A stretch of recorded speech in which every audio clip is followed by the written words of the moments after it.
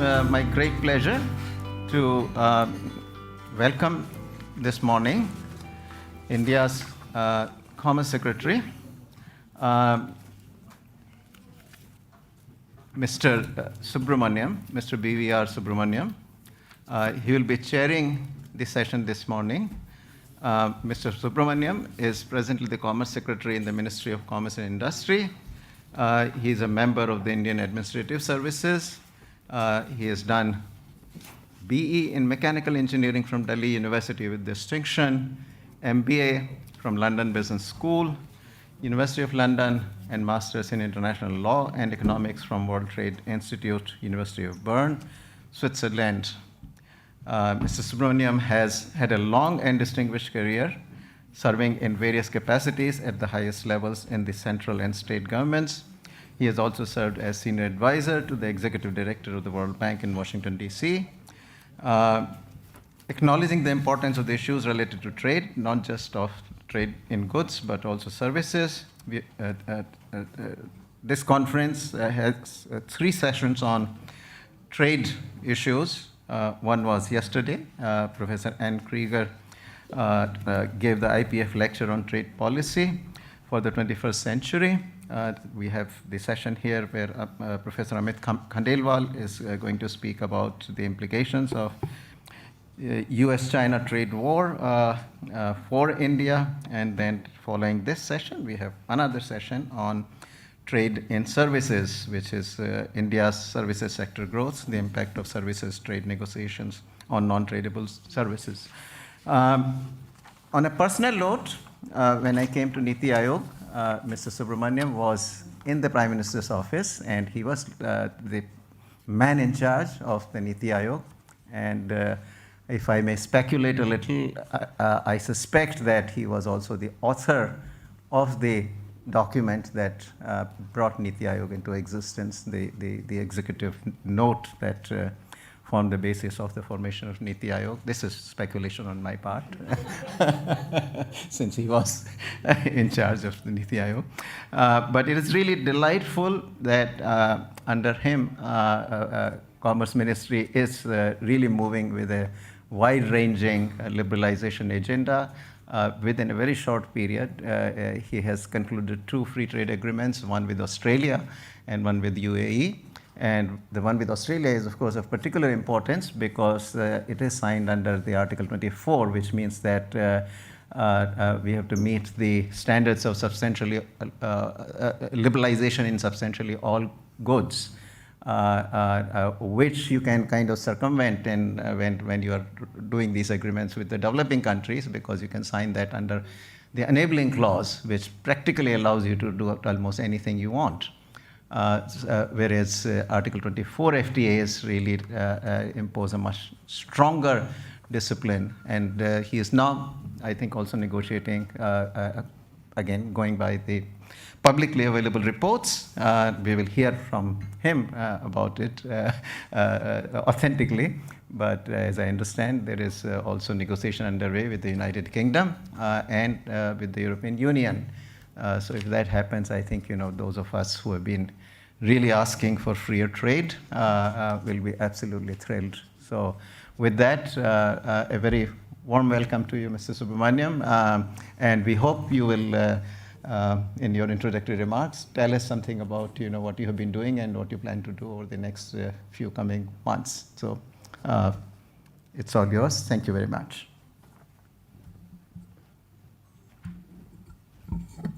I guess it's working. Yeah. Thank you, Professor Panagaria. I'll first at the outset thank NCAR for asking me to come to this session and chair this session. I mean, I'm surrounded by academics far worthier. I don't even claim to be an academic, but it's always interesting. I would have liked to be here for both the days because it was all on trade. The keynote speech yesterday evening was also on trade. So I think it's a lot of relevance, but the good thing is NCR puts all these papers in public domain, and it's of great interest. I thought I'm going to just chair this session, which is always the easiest part, because then you say a few sweet nothings and then pass the mic around. But I've been just asked to say a few words on what the country is thinking at the moment as far as trade is concerned, what direction trade policy is going in. But just to respond to what Professor Panagari has said, so I'll just begin with an anecdote about the genesis of Niti Ayog. And I can even tell you the date. It was 13th of August, 2014. I was in PMO. We had a cabinet meeting that evening. And then suddenly, at about 11 o'clock, the principal secretary to the Prime Minister calls me saying, Subramaniam, what are you doing? I said, well, I'm preparing the briefs for the Prime Minister for today's cabinet meeting. He said, can you just walk across? So I walked across his room, which is 3 rooms away. And he said, drop everything you're doing. We have to wind up the Planning Commission. And we have to set up a Niti Ayog. I said, wow, that's big. So is it an announcement? He said, no, I want a cabinet note, and the cabinet is at 4 o'clock, and this is at 11 a.m., and a resolution setting up the Niti Ayog. I said, look, the first Planning Commission was set up actually by a resolution of the government, of the cabinet. And that resolution was actually drafted by Jawaharlal Nehru. I said, look, I mean, there's just no comparison. You're asking me to actually draft a resolution setting up the Niti Ayog in 3 hours, and the comparison in future is going to be between that document and this document. He said, well, you don't have any option. Just drop everything and you go ahead and do it. And then that was it. We sat down. It was very helpful in one way. I was helped by the last speech I wrote for the I'd worked with both the Prime Ministers. So the last speech of the previous Prime Minister in any forum was at the Planning Commission. And I'd actually I'd been the private secretary of Dr. Manmohan Singh for 5 years and a joint secretary with him for 5 years. And then I continued with Prime Minister Modi for 3 years. And so I actually had written up the last speech of the then Prime Minister for for the Planning Commission, with which I'd actually made it a very rhetorical speech that has Planning Commission lived up to its expectations. And the last bit was actually a whole series of questions about what it could have done. So I actually picked up that entire speech and put it in the cabinet note to demolish the Planning Commission, saying it has not achieved anything, and therefore we need a new thing. And of course, there's a lot of stuff you got from the thoughts of the Prime Minister in the party manifesto, etc., cooperative federalism, being a, rather than being a fund distribution body, being a think tank for the government, being an agency for networking. And the cabinet note was ready throughout the meeting. The secretary to the Planning Commission, Sindhushri Kullar, was actually sitting in my sofa, and I said, you please sit there, don't talk, I'm typing things out. And they'd see that just in case I needed a clarification. And her staff were in the neighboring room, because it was just hot off the press, walked up to the Prime Minister's room, got his signature on the cabinet note, and bingo, by 5 o'clock, the Planning Commission had been wound up and Niti Ayog had been set up, announced on 15th of August. That's why I know the date. It was on 13th. Anyway, that also tells you a lot about the Prime Minister, in the sense that he's very decisive. And the question is of getting your thought and idea to him and getting him to actually buy into your thought or idea. And once it's done, I'm telling you, there's nothing in the government which can then stop it. And I think that's very, very important. Whoever has learned that in government, particularly among bureaucracy, have actually succeeded in getting a lot of good work done. And I think that's very, very important. And he is a very reflective person. He thinks through. He doesn't rush into any decision. But as I said, once he actually comes to the decision through a very big consultative process, things move very rapidly. And I think it was very, very helpful. Coming back to the topic of the day, I mean, I'm very happy. This is a very, very contemporary topic. India, the US-China trade war, India's benefits from that. Excellent paper by Professor Khandelwal. There's a lot of learning. It actually reinforces a lot of the things which we are hearing and when we talk to industry, etc. And just to summarize, I think the key points is brought out is there was a trade war 2018 onwards between US and China. About $450 billion of trade was affected by those tariffs which are imposed. Did India benefit? He used a nice word. Instead of saying no, he used the word noisy, which means the same. Or basically it means I can't say. So, so basically, that's the feeling. In fact, it's a very interesting thing. 2018-19 and 19-20 were the peak in India's exports ever, if you look at the graph. $330 billion were the exports in 19-20 and 18-19. And in fact, after the imposition of the US-China tariffs, India's exports globally declined, forget to the two countries. So rather than actually having a positive spin-off effect, it's probably, there were some other factors at play, and I'll just go into that. One of the first things, I've just joined this ministry a year ago, and one of the first things that you notice when you get posted as a civil servant, you try to learn about the place you're going to, and you have to have a fast learning curve. And having had some prior exposure, having worked in a few economic ministries, including commerce long ago, one of the first things you notice is for about a decade or so, India's exports have stagnated, and stagnated in nominal terms, not even real terms. That means in real terms, India's exports have actually declined. There was somewhere around $300 billion plus minus, 10, 20 billion from 2009-10 onwards till now. It's an amazing, and if you look at a graph, it looks like the usual exponential curve going up, and then somebody has lopped off at the top, and you have a tabletop mountain kind of a graph. And then you see, what's the problem? I mean, there's something funny happening there. And then you start going into it. And then you see that a lot of that actually starts coming out through a lot of, a lot of tariff barriers coming up in India, a general inward lookingness, and then you realize, and it's nothing to do with the government of the day or anything like that. You see that it predates it by about 4 or 5 years. It begins around 2011 or so that, you see this tailing off. And then you realize, has India's engagement with the rest of the world gone down? Has India's confidence in actually engaging gone down, etc.? And so one of the first things after you analyze that, then you realize, okay, this is not the way forward. And one of the first things is a lot of discussions and negotiations in government, in internal meetings, about saying, look, it actually doesn't help to be so protectionist. You actually need to engage with the rest of the world. Some of the stuff which came out through discussions with actually industry is that most of the companies which are moving out of our neighbor, China, very few are moving into India. Bulk of them are moving into Vietnam, Indonesia, Malaysia, some even to other parts of the world, not even Asia. Very little has moved into India.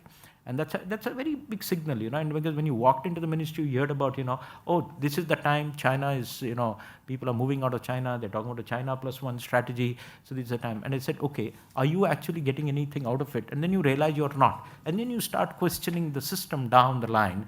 You realize that a lot of things are actually operational issues. There are too many pain points. So there is interest. The interest doesn't get, translate into reality in terms of actual investment and production. And I think that's one of the first lessons one learned. It's like actually having an ad campaign. I mean, if you have an ad campaign and you generate demand for a product, you go to a shelf, it should be there on the shelf. If it's not there on the shelf, it vanishes very soon, because then you start buying something else, and then that's it. So I think something like that was happening. That was the first sin. So actually one turned around to general thinking about being open, etc.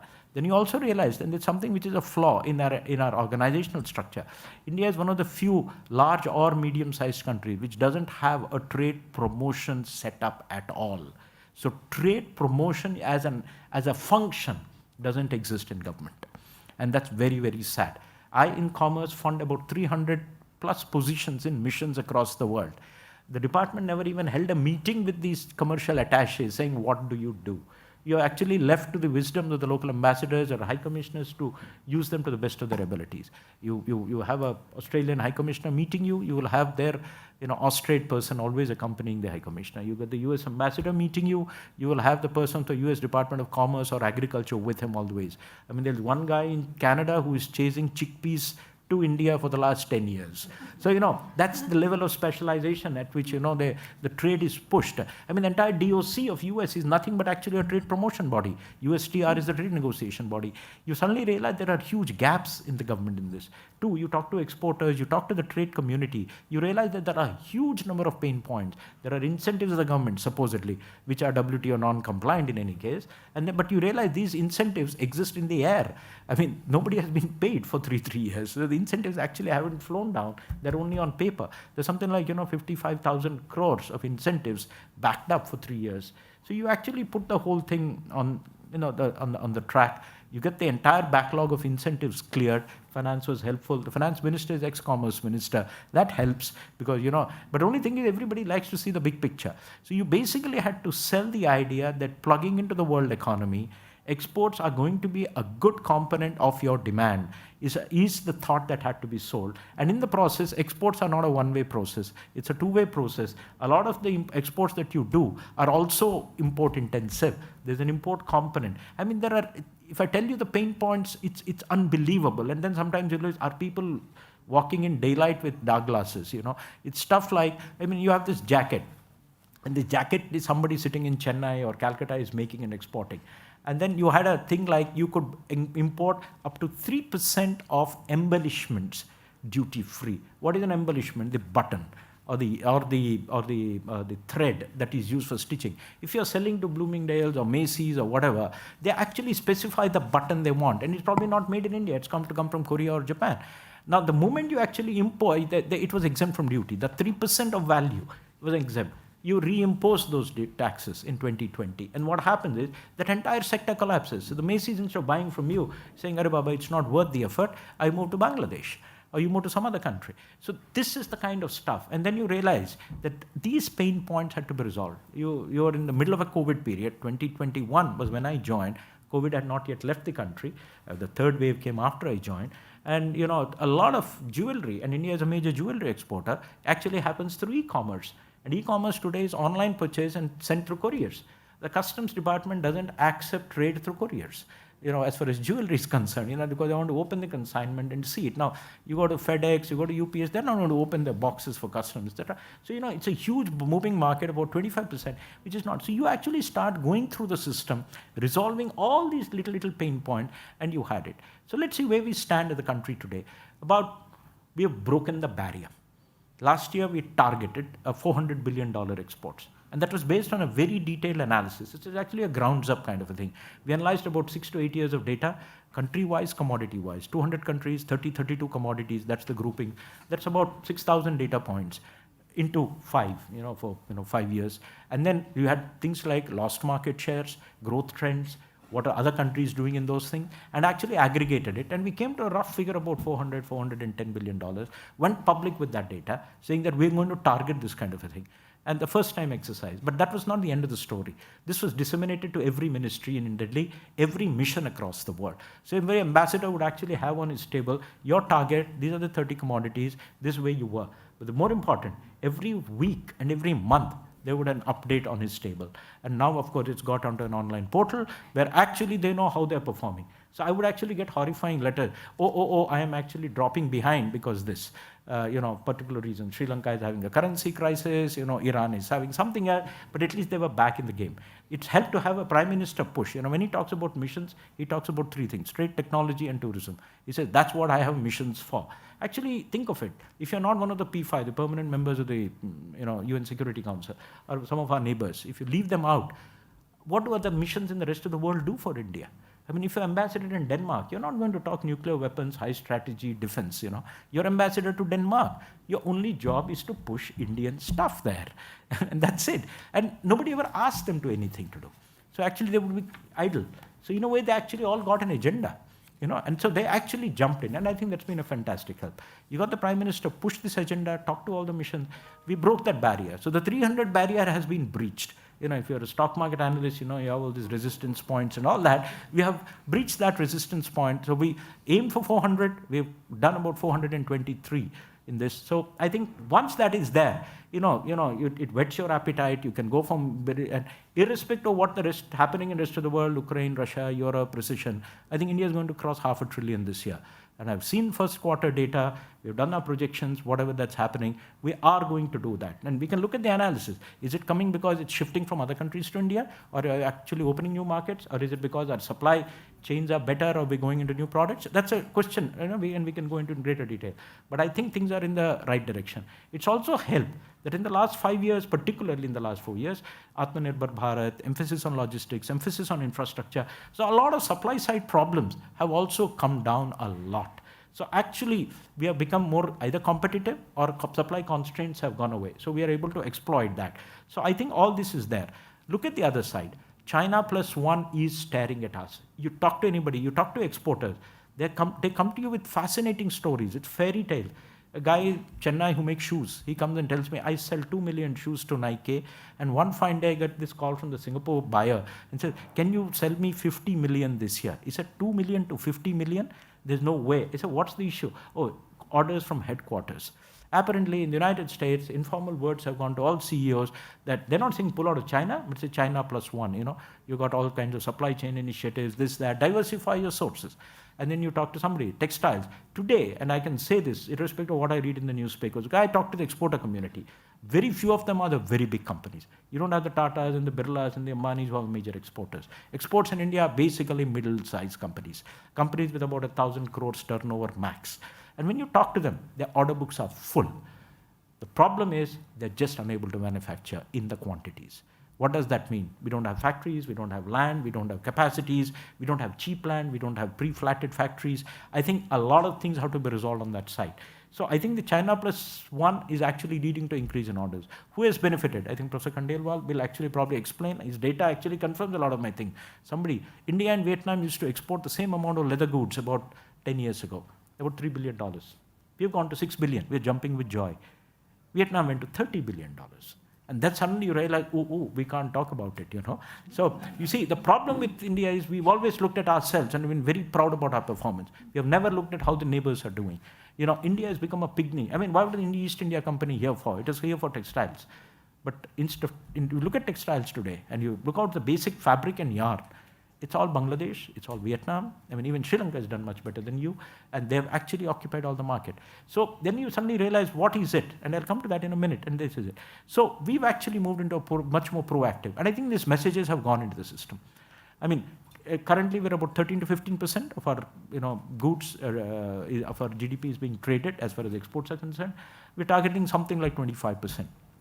And once you are into that, you suddenly realize that that can be a significant component of demand. Push it, taking a lot of steps, targeting bigger things. And I'm only talked about goods. Same thing is happening on the services front. This year, the problem with services is data. And there's no good data. And I think we're trying to work with RBI, with my own statistics organization, to have a better handle on data. Because services actually, in India, it's a success. But it's a success by accident, not by design. And I think that's it. Just like the software sector in India has happened, not because of the government, I won't say in spite of the government, because of benign neglect by the government. And sometimes it's a very good thing. So the same thing with services. It's happened because we haven't. But I think a focused approach to pushing services and not throwing money. Actually, all these sectors are about pain points. And if you resolve the pain points, something can happen. So what are we doing? Just a couple of things. First, we have gone into, I think there's a general consensus that we need to engage with the rest of the world, lower tariffs. The multilateral system has become a bit more clogged. It's not able to deliver the kind of results we've been asking. So we're actually going through the bilateral route. And the bilateral route, not about signing an FTA with Ghana or Peru or Chile, but actually with developed economies. So we have done with Australia, as Professor Panigaria has said, UAE. UAE is the third largest trade partner, actually. We are negotiating one with UK. We will finish it in end of August, 31st. So exactly 6 weeks from now, we will have an FTA with UK.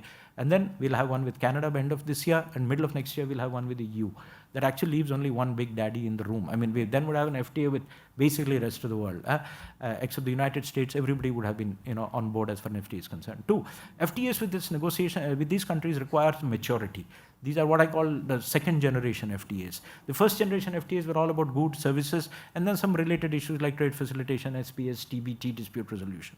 The second generation FTAs go far beyond the traditional trade matters. They all address behind the border issues: gender, environment, labor, innovation, transparency, anti-corruption, a whole host of things. The agreements being negotiated with UK and EU have 26 chapters. The agreements are old ones with Japan, etc., like 7, 8. So, it's a whole new panoply. There are departments which have never even thought of engaging in these areas. They don't know what. So there's two things happening. On one side, you're negotiating. Two, you're educating your own departments behind on what signing an agreement is like, and what does it mean for you.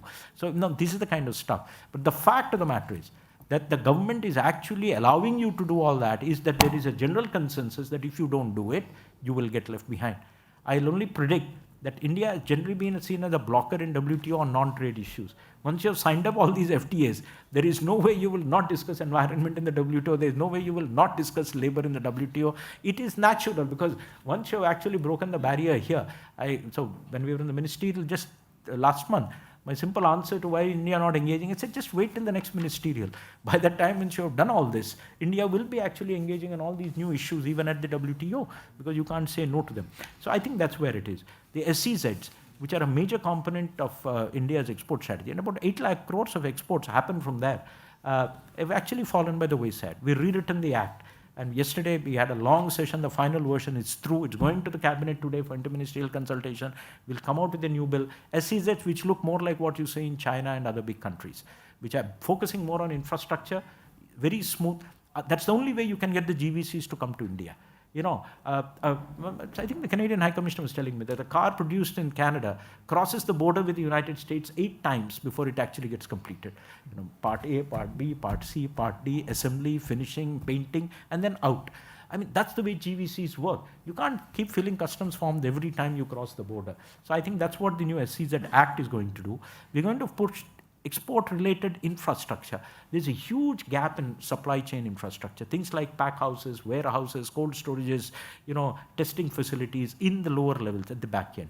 And I think the important thing from a political point of view is to push the importance of exports into areas which have not yet been touched by exports. Exports in India are largely concentrated in the western and southern states. The northern and eastern states have actually zero contribution to exports. The potential is huge, and that's where a lot of Indian population lives. And if they need to buy in, you need to actually reach out. Mangoes, it costs more to take a container from Banaras to Bombay than from Bombay to New York. That's the cost. So, I mean, how will that poor guy ever export? So his surpluses get consumed or dumped locally. So I think that's it, and I think PM's Gati Shakti actually helps a lot. Now, while all this is being done, the department is archaic, so we are restructuring the department. And it's a work in progress. So by end of July, people are walking at a very, very fast clip. In government, you don't get infinite time. You get windows of opportunity.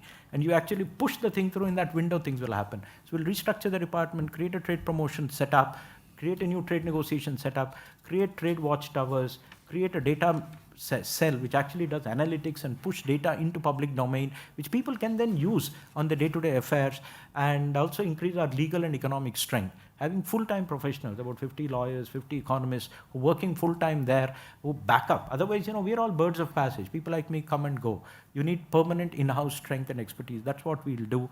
So the last words is, India is actually in a sweet spot. The world wants India to succeed. I think the external factors are all very, very favorable. Everything, every bilateral, multilateral meeting I sit at my level, my minister, prime minister's level, people are looking at India very favorably. Whether we capitalize it or not is depending on us. If we fail because of us. And if we succeed, we'll succeed because of us, and the rest of the world wants us to. So I think that's where I land. I think papers like today, seminars like what the IPF is doing, actually help us a lot in clarifying our thinking on how to do this better. Thank you very much. I was not intending to speak on this, but since I was asked to by Professor Panagaria, I said, okay, let me give a brief background. I think I've overshot, but thank you very much. And I'll now invite Professor Khandelwal to present his paper. Thank you. Yes, thanks so much. This was actually a wonderful introduction, because as you'll see in this paper, I'm going to deliver essentially one result, which is the null result on how India's exports responded to the trade war. And what the paper doesn't really engage with is why. And I think we're starting to see, this was actually a wonderful introduction to sort of what the problems could be. They confirm a lot of my suspicions as to why the response from India's side from the trade war was somewhat sluggish based on the data that I've looked at, but also in terms of what the prescriptions are going forward. And so, just as a background, this is work. Karthik asked me many years ago to contribute something on India's trade to this forum, and at that time I didn't have much to say. But in the interim, the world has changed, and from an international trade economist perspective, it's changed in a pretty big way through the trade war. And I had embarked on a series of papers looking at the trade war's impact in the US. And it was then natural to think about what the effects were going to be on other countries. And so this paper gave me an opportunity to look more specifically at India's exports. So just to put this in perspective, the US-China trade war effectively taxed about a little under $500 billion worth of global trade between the US and China. And essentially, overnight, tariffs on thousands of products changed, anywhere between 10 to 25%. And in terms of how important this was for those two economies, The tariffs on imports and exports effectively were targeting about 3.5% of US GDP, which if you compare that to the other big trade war that people mentioned, which is the Smoot-Hawley tariffs back in 1930, this is larger than that. Okay, so by that particular metric, share of US GDP targeted, this is a larger event. Now, of course, the Smoot-Hawley Act coincided with the Great Depression. At that time, tariffs were 40% going to 50%, as opposed to 3% going to 10 to 15%. So there's differences, but by this metric, it's a large event, and it's an even larger share of the Chinese economy that was targeted, about 5.5% of their GDP. Now, if you think about what has happened here, effectively, this is two of the two largest world economies that are raising taxes on each other's products, and this, in principle, should create opportunities for what I would call bystander countries that are not directly targeted. And if you look at the amount of trade that was covered by product lines that experienced a rise in tariffs, either on the Chinese side or on the US side, this was virtually all of India's trade. Okay, so basically all of India's trade was affected indirectly by these tariffs. And this led to a bunch of early predictions. You could call this kind of gut reactions from the press. And so just pulling these out from 2019, India advised to fill Chinese commodities trade gap by the trade war. India could be the winner. And so there was a sense that India would benefit from the market deterioration between China and India. And I suspect if you ran the same sort of look for press reports in Vietnam and Malaysia, you'd see something similar. Okay, so many bystander countries were kind of sitting on the sidelines thinking this is now an opportunity. And so this paper is going to ask a very, very targeted and a very narrow question, which is how does India's exports respond during the trade war? Okay, so it's not going to be a question about what is the general trends in India's trade patterns, where they're booming sectors, where there's lagging sectors, and so forth. But we're going to look at a pretty narrow exercise of taking products that were heavily targeted by the trade war, comparing their growth in India's exports to particular destinations relative to products that were less targeted. And perhaps the lessons that come from the exercise are more broadly applicable to the general trends of India's exports. So, okay. Now, if you put yourself in 2018, again, I think it is natural to expect that India is an example of a country that would benefit from the trade war. But that prediction, I would say, would hinge on a couple of assumptions. So for example, if you think that India is going to benefit from the trade war, you were implicitly thinking that India sells goods that are substitutable for Chinese and US goods. If India sells goods that are exports for the US and China, when they impose a tariff on each other, then if their trade falls with each other, then so would India's, if India is exporting complementary goods. And so implicit in the assumption is that India is exporting goods that substitute for China in the United States or substitute for the US in China. But that's an open question. Okay, so that's an open question about whether India does that or not. There's also this question which came up in the Secretary's opening remarks about now that there's a sudden change in opportunity, a potential change in opportunity, there are non-tariff barriers that need to be overcome in order for Indian firms to get their products into overseas markets. These are, all the examples that he mentioned. There are rules of origins that have to be overcome. There's issues of product quality. There's standards. There's regulation involved. So there's many other non-tariff barriers that Indian firms would, and those are not changing during the trade war, and so they would necessarily have to be overcome. Now the question is whether the tariff changes are marginal or are they inframarginal from the perspective of Indian firms.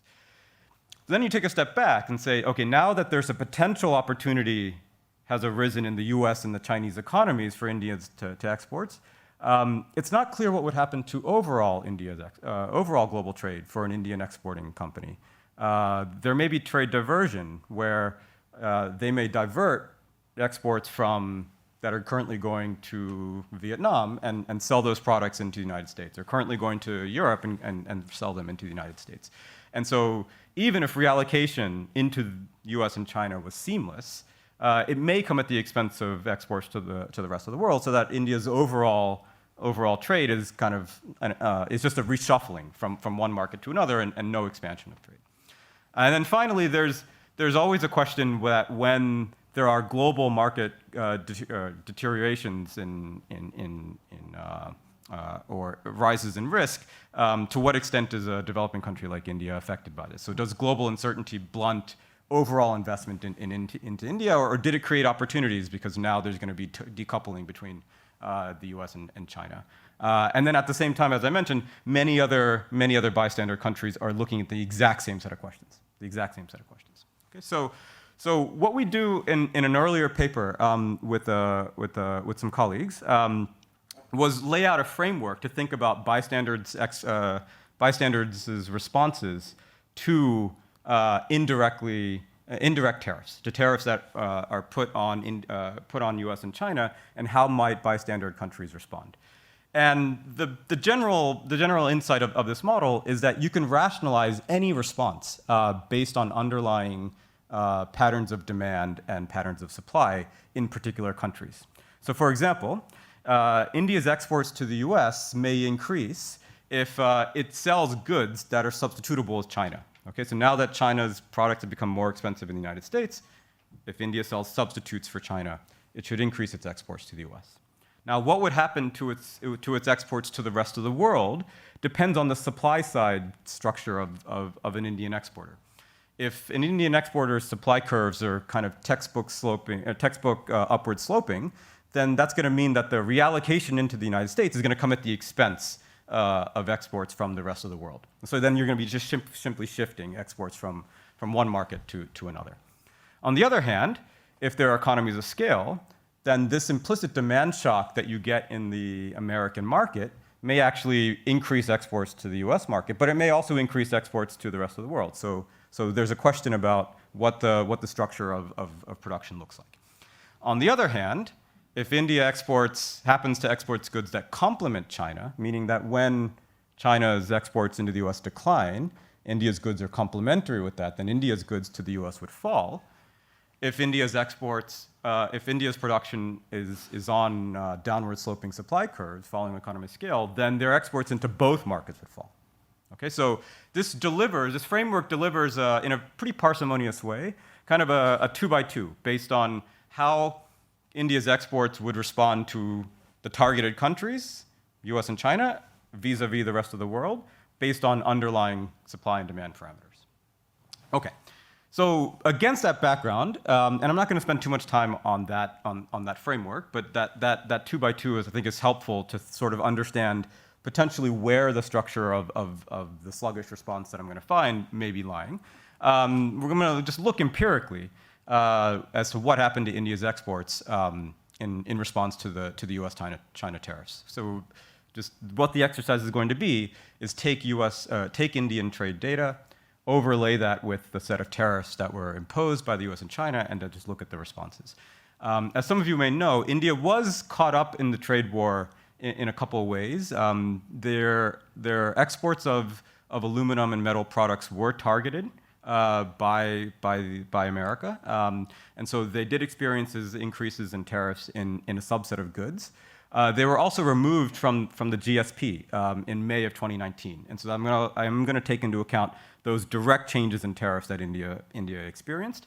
But at the same time, China was lowering its MFN tariffs on the rest of the world while it was simultaneously raising tariffs on the US. And so India, in principle, could have benefited from those preferential improvements, at least vis-a-vis the United States. And so I will also take into account those effects. Okay? But the main interest here will be to look at what would happen to India's exports in response to the tariffs that were not affected by, that were not targeting India.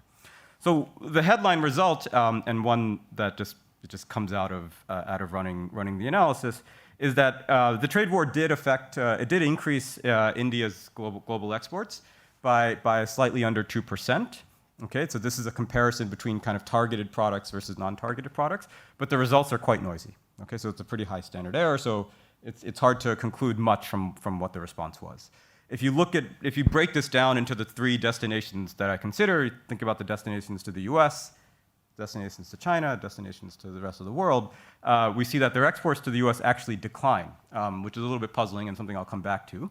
Their exports to China are essentially flat and quite noisy. And then there is seemingly a response to the rest of the world, but again, it's quite noisy. If you take the point estimates at face value and you sort of ignore the error associated with it, this suggests that India is kind of operating on upward sloping supply curves. Their exports into the US declined, and then they pushed them into the rest of the world. It's a counterintuitive result, because you would think it would be the opposite, and that's sort of something that I'll come back to. Now, when you find noisy results, the first thing you want to think about is there must be heterogeneity. And so let me just benchmark this against what we've done using the exact same data source, using the exact same period, and the exact same econometric exercise for other countries. And you can pick out, and I've just cherry-picked the sort of best performers here, and so it kind of aligns with intuition that a country like Indonesia, Malaysia, Mexico, Thailand, Turkey, Vietnam, these are all countries that do seem to have benefited disproportionately in the products that were targeted with tariffs. And so if you want to use those countries as a benchmark for India, then India's performance would look a bit sluggish. And if you just look at the aggregate effect on global trade, we actually have a result in this paper, which is that that aggregate global trade actually increased as a result of the trade war. I won't go into too much explanation for why we find that result, but again, against that background, India appears to have a somewhat sluggish response. Okay, so now turning to heterogeneity, I'm going to look at all sorts of forms of heterogeneity. A natural one to think about is differences in sectors, and then a natural one to think about is differences in characteristics of the products. And I'll show you many results here, and they're actually very easy to summarize because they're all noisy. Okay, so I don't really find heterogeneous responses along any observable or standard measure that trade economists typically think about in terms of why some products are different than others, in terms of how differentiated they are, whether they're final or intermediate, where they sit in the supply chain in terms of upstream versus downstream. It's all pretty noisy, but there's a couple points of optimism which I'll lean on, and maybe the discussion will help bring out as to why these sectors outperformed, which is it does seem that the tariffs disproportionately affected India's apparel sector and their transport sector. Okay, so that's just one point of optimism. And then part of the paper is also going to look at one level below product level data and try to use customs level data to think about the extensive margin, entry of firms into the product, entry by firms into the products that were targeted by the tariffs. And there's some caveats that I'm going to mention that come with looking at these data, and so I don't know how much to trust this particular data source that I ended up going with, based on how the data aggregate to the publicly available data. But there does appear to be some response of what I would call the extensive margin, which is that their existing Indian exporting firms appear to start entering the products and their exports to the rest of the world in the products that were targeted. Okay, these results also are noisy, so it's difficult to conclude much, but it's something that kind of jumps out from the analysis. Okay. Now, in terms of implications, I think the Secretary laid this out quite well. India is actively signing. I was actually surprised to learn just how many free trade agreements India is signing with many large and kind of advanced economies. The difference here, and in the setting, is that these market conditions changed by for reasons outside of India's control, and there will always be events in the world that are happening outside of India's control, in which Indian firms may be indirectly benefiting or made worse off. And so it seems like in this episode, India did not benefit from the trade war, and it's kind of similar again to the Secretary's remark, which is that if you look at a longer-term trend of rising wages in China, this creates opportunities for India. And a recent paper by Shimitra Chatterjee and Arvind Subramanian suggests that there's a sluggish response in taking advantage of those outcomes as well. Okay, so maybe the same underlying forces as to what's driving that sluggish response are operating in both cases.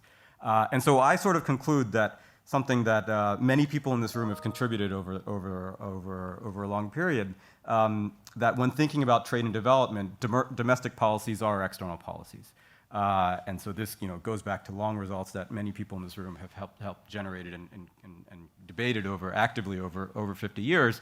More recently, a longtime colleague of mine, co-author David Atkin, and I, and then David and Dave Donaldson, have rewritten recent papers on trade and development, kind of surveying the last 10 years of work. And what comes out of this is, again, something that has been talked about a long time in trade and development, which is that there are issues of productivity, size-dependent distortions, factor misallocations, again, many of the things that were brought up, information asymmetry, search and matching frictions, which are all issues that need to be overcome in order to become a successful exporter in global markets.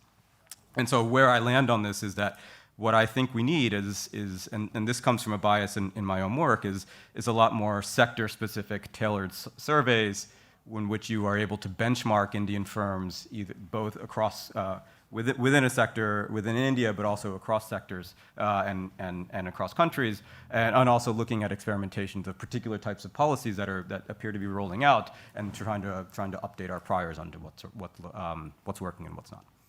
Okay, how am I doing on time? You're quite okay. I'm quite okay. All right, great. Okay, so India, so China, U.S. and China raised tariffs over several rounds in 2018 and 2019. Most of the work up until now, the academic work, is focused on the impacts on those two countries. But India was also targeted in the trade war, as I mentioned. Early on in the trade war, before it became clear that this was going to be effectively a U.S.-China trade war, the U.S. raised tariffs on virtually all of its trade partners in steel and aluminum, and India was caught up in this. And in 2019, India was removed from the GSP program. And at the same time, China was lowering its MFN tariffs, in which India could potentially benefit from. Okay, so aside from the indirect changes in product conditions, there are some direct changes in product conditions on India during this time. Now, what I'm going to do is I'm going to take a publicly available data set, the Comtrade data.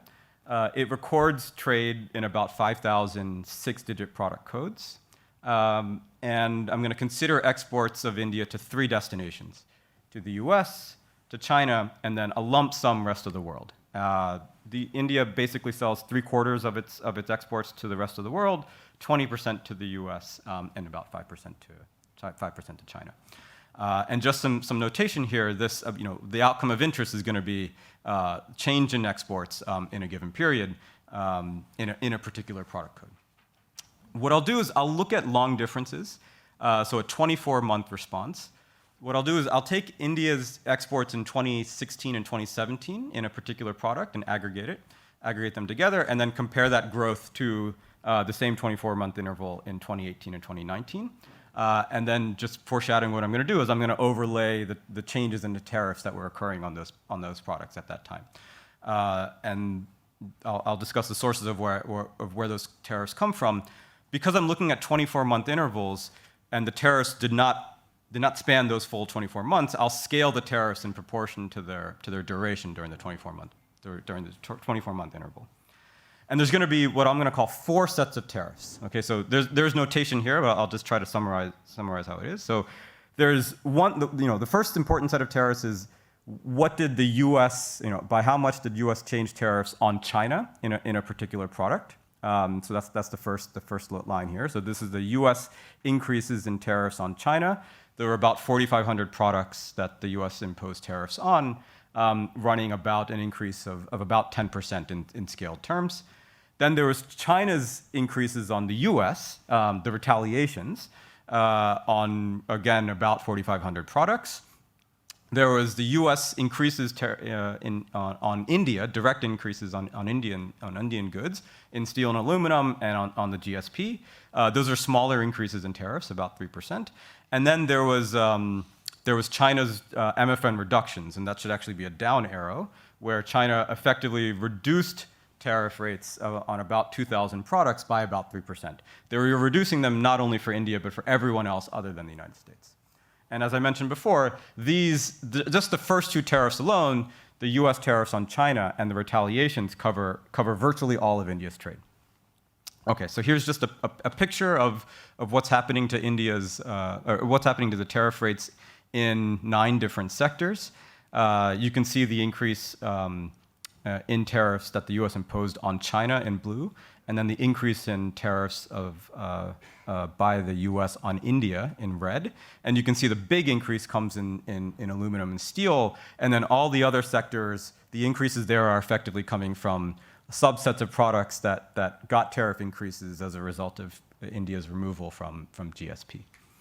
And then if you look at the retaliatory side, the blue showing China's retaliations on the US, so these are the increases in those products. Again, the natural presumption is that this would benefit India because now the US is worse off in China as a result. And then in red is China's reduction in MFN tariffs, which India happened to, or could have benefited from. You can see that in red, so those are going down.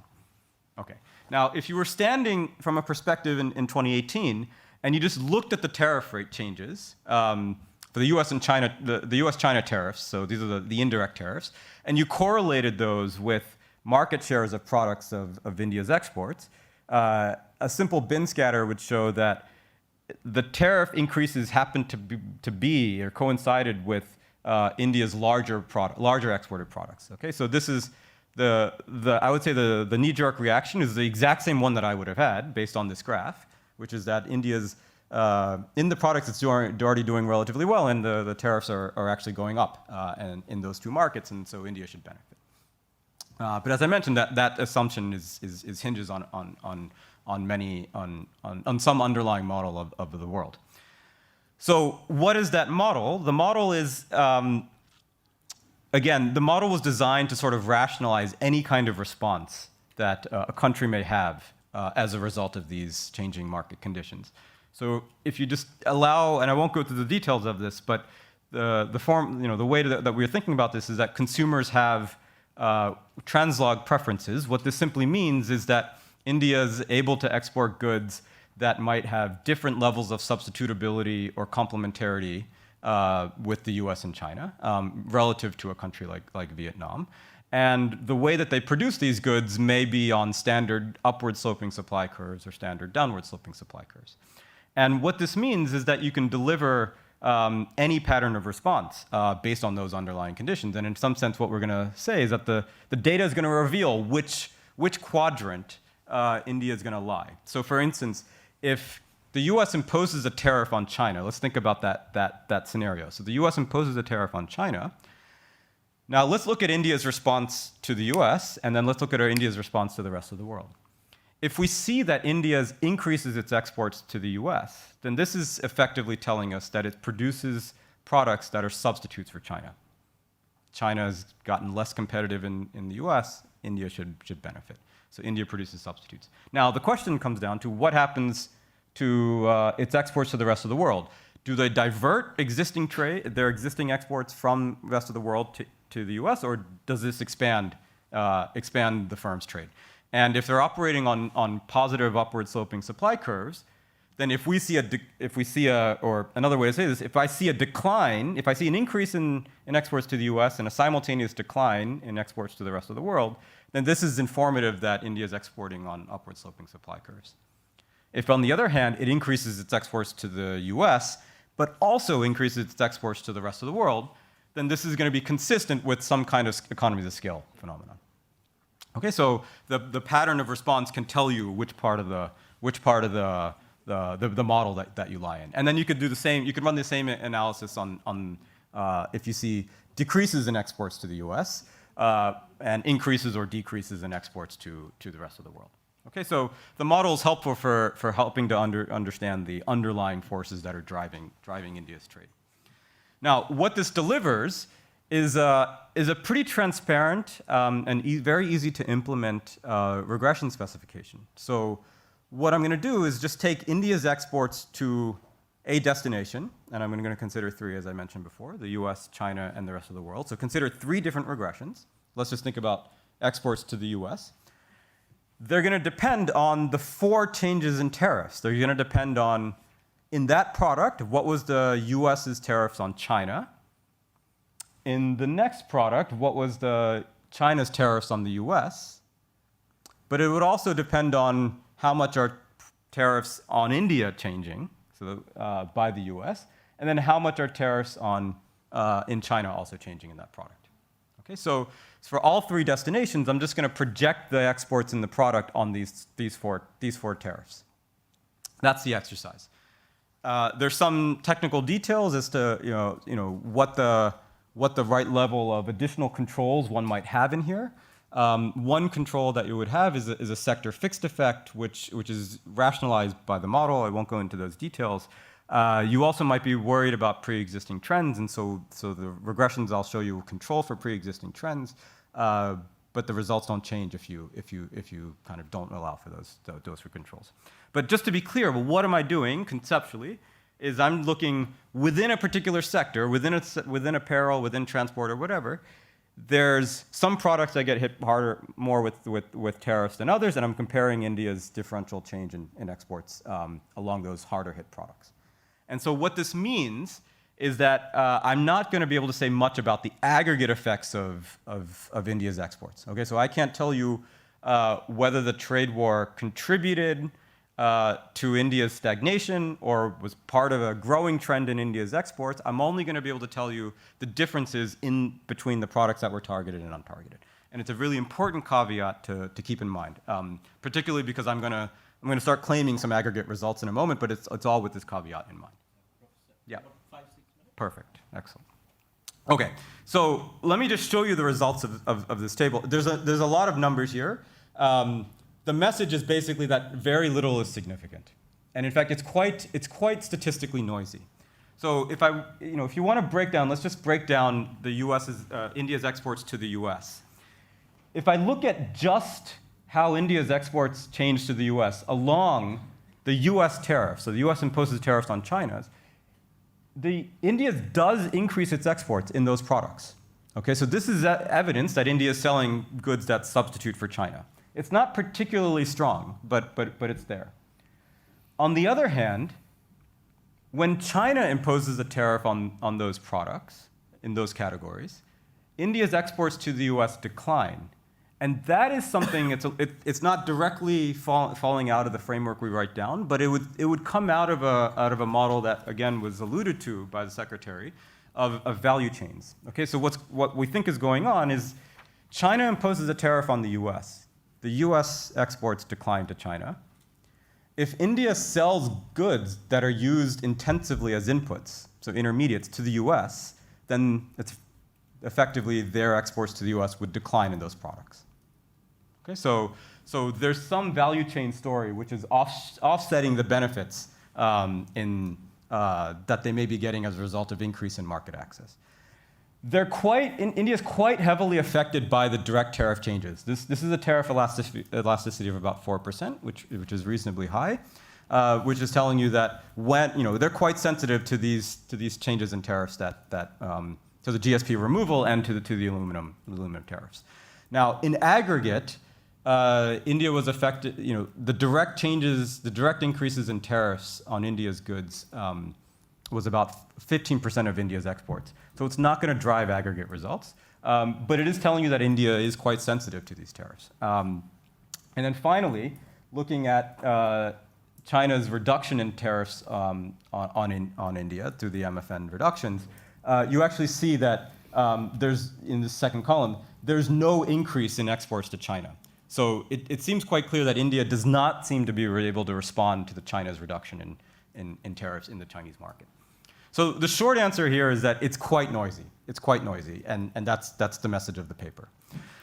You don't see sharp responses to the US, you don't see sharp responses to China, and you don't see sharp responses to the rest of the world along these four policy variables that are moving. Now, because this is so hard to digest, I'm effectively showing you 12 regression coefficients. I'm going to perform a simple aggregation exercise. So what I'll do is, if you think about what this projection did, is I have a predicted response at the product level of India's exports to 3 destinations, and I can aggregate those up to India's world trade, India's global trade. So I can take the predicted value of those exports, so the prediction of India of exports in a product to a destination, just use the regression coefficients, aggregate them up based on pre-war weights of how important each product is in exports to each destination, and then aggregate across the destinations. Okay, so this is an aggregation exercise, which I said doesn't incorporate aggregate macroeconomic impacts of the trade war, but it does allow us to say something within the context of this framework. And then I can bootstrap the standard errors to give us some sense of how strong this result is. And so here's just the main message of the table, and then I'm close to running out of time. The main message of the paper. You can see here that India's export, if you just take those regression coefficients, aggregate them up, you bootstrap the procedure 100 times. India's exports to the US, they fall, but it's super noisy. There's a pretty flat response to China, quite noisy. There's an increase in exports to the rest of the world, quite noisy. And then, just apply 75% weight on this, 20% weight on this number, and a 5% weight on this number gives you this number, quite noisy. Okay. One question you may have is, what if we set aside the direct impacts of the tariffs on India and just looked at the indirect changes with US and China tariffs? Same message. Okay, I can then run that exercise, the same exercise, I can run it separately by sector. I'm going to flip up a bunch of numbers here. The thing to emphasize here is that there's just two sectors where there seems to be a somewhat of a sharp response, and maybe my discussants will have something to say about this. But apparel and transport sectors seem to be two sectors that do respond. The other sectors don't seem to have benefited at all, so it's quite noisy. You can also look at the take the top 10 percentile largest products of India. So do they disproportionately respond? The answer is no. Take the products in which India has the strongest comparative advantage. Do those respond sharply? The answer is no. One thing that I was kind of curious about, there's a lot of discussion in the United States about India decoupling, with the United States decoupling with China, particularly in advanced technology products. That should create an opportunity for India. This actually piggybacks on the discussion we had in the first session yesterday. And so the US very conveniently classifies what it considers are advanced technology products, either products in life sciences, products with advanced materials, nuclear parts and components.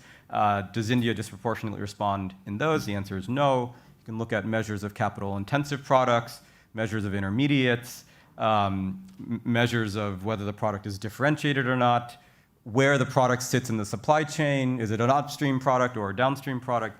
The answer is all pretty noisy. So there is heterogeneity, to be sure. That's what's driving the large standard errors. But on the observables that we consider, or that are typically considered in this, people who work with these kinds of data, I can't find it. Now, maybe if I changed the thresholds, maybe we would, but I think this is a pretty good synopsis of what's going on.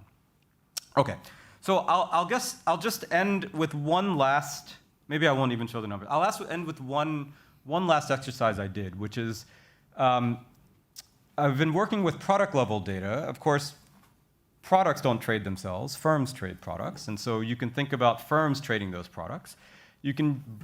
I purchased customs data, and this is supposed to be the universe of exporters in India. If you aggregate the data based on the provider that I purchased it from, the data don't match the aggregates. So this was a little bit of a disappointment when I got the data in May. One of the big things, actually, again, was mentioned by the secretary, is that these data ignore exports out of SEZs. Okay, so there's some caveats to using this. But in principle, I should be able to replicate the exact same exercise I've done by taking firm-level data and aggregating it up. And the benefit then is I can tell you whether the overall response in a product is coming from existing exporters or new firms entering into those products. And so the short answer here is that if you look at the same set of regressions and the same aggregation exercise, you get a very similar pattern of response, which is it's noisy everywhere. In principle, I should get the exact same numbers I got that I showed you earlier, but I don't. but I can, it's roughly in the same ballpark, but I can decompose how much of the overall response is coming from the extensive margin, the new firms entering products, and existing exports. And there seems to be a fairly sizable component of this, then it's quite noisy, coming from new firms entering into the products that were tariffed. Okay, so there's some hope of optimism here. And as is always the case, new exports are always quite small. So it may be the case that if I expand the time horizon out five years, we come back and do this exercise, those firms have latched on and are able to grab market share and expand. So there's some hint of optimism here that the extensive margin was somewhat responsive. Okay, so I'll just end there, and I look forward to the discussions. Again, the secretary essentially laid this out very well, is that there's very large and recent shocks to the global trade system, not just the trade war, but the pandemic, China +1 strategies. Up until last week, I was teaching in a business school and ran numerous sessions with supply chain managers, all thinking about how to diversify out of China, and India was not on that list. The typical East Asian countries are ones that they're considering, or they're considering nearshoring into Central America. I can't think of a single session that I've run over the past 6 months in which executives have said India is the country that I'm looking at. And so I think this is an opportunity that you don't want to lose, as the secretary is mentioning. But the results here suggest that you can't find much response, either positive or negative. Perhaps your prior was a negative response, and so this would overturn that prior. But it's also surprisingly hard to find heterogeneity. And so then where I come down to is that the type of analysis I've done here, I think, is insufficient to understand the deep determinants. And this is typically the case in administrative data. It can tell you a very sharp answer because you see the universe of exports, but you don't have enough variables to understand why.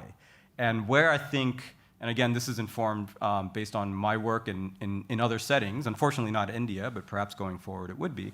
But I think tailored surveys to exporters are very, very helpful for understanding the binding constraints that they face, and then thinking about the litany of fascinating reforms that the secretary is considering, and trying to understand in a precise way which of those reforms are working and not. And I think that's a path forward. Okay, so I'll end here and turn it over to discussions. Thank you, Professor Khandelwal. I think that was illuminating. It was excellent detailed analysis, and a lot of your conclusions actually confirm a lot of hypotheses which are going on in people's minds. I've been told by NCR that this session can spill over about 10-15 minutes. I'll now invite Professor Kenneth Klitzer from the University of California at Santa Cruz.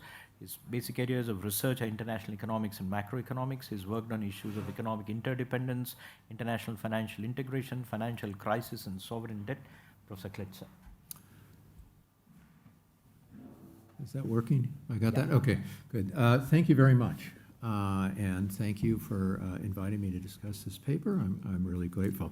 The paper is a pleasure to read. It's exceptionally clear, it's informative, thorough, and on an important subject for India. The interpretations and conclusions are also all carefully drawn from the empirical results. Amit provides an excellent analysis of the impact of the U.S.-China tariff war on India's export performance, but it follows up recent research by Amit and his co-authors on the global reallocation of exports during the trade war using cross-country data. That's the Faisalbaum et al. 2021 paper. The framework for the paper is adopted from that paper, and the results from the cross-country study also provide context for assessing India's export response to the tariffs found in this paper. So I'm going to use some of my comments to compare these results. I may go a bit too much into them. I'll begin by summarizing the empirical approach of the paper. The model estimates the simultaneous effects of the tariff increases on India's exports to U.S., China, and the rest of the world separately, as you saw. The flexibility of the model specification suits this task well. On the demand side, translog preferences allow the semi-elasticity of demand for exports, for example, to the U.S., to differ by their country of origin. I think it's important. Products can be either complements or substitutes for exports from China to the U.S., and supply curves may be upward or downward sloping. The underlying general equilibrium framework is used to derive the estimating equation in the paper. That's done in the other paper. The semi-elasticities of Indian exports to the U.S., China, and the rest of the world with respect to the U.S. and Chinese tariff changes are estimated with fixed effects controlling for shifters of supply and demand. That's in the background. As the paper notes, controlling for changes to the intercepts and export demands induced by the tariffs for each sector raises a caveat for interpreting the results. A portion of the effects of tariff changes on exports is likely to be missed. It'll be in the intercepts. The imposition of the fixed effects comes from the identification strategy. It assumes that export growth for each product within a sector would be the same over the period 2017 to 19 in the absence of the U.S.-China trade war. Thus, the variation in the growth of exports across products within sectors is attributed just to the variation in the tariff increases on each product. So Table A2 in the appendix, right, reports checks for whether pre-existing trends in exports are affected by the future tariff changes. That's important. It controls for pre-existing trends in the exports are included in nearly all the regressions. I missed, sort of hidden in the paper. The identification strategy makes sense to me, but the paper devotes just a single sentence to it, so I would suggest adopting some of the clear, succinct description in the earlier paper into this one for the sake of clarity. The results are interesting, even though, as Amit emphasizes, they're noisy, okay? The partial effect of U.S.